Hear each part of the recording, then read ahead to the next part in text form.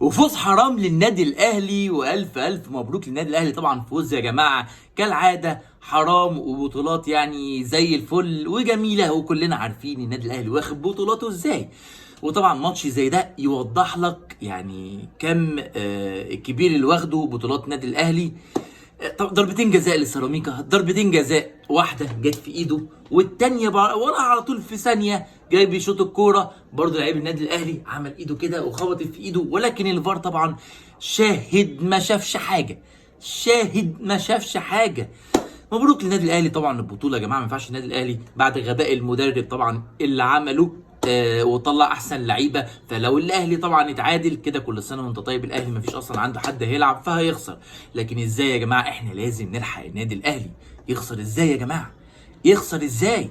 مبروك للنادي الاهلي البطوله، عشان طبعا النادي الاهلي ما يقعش والمصريين يفرحوا والناس كلها تفرح. افرح يا اهلي، مبروك عليك، مبروك عليك، برافو برافو يا حبيبي، برافو.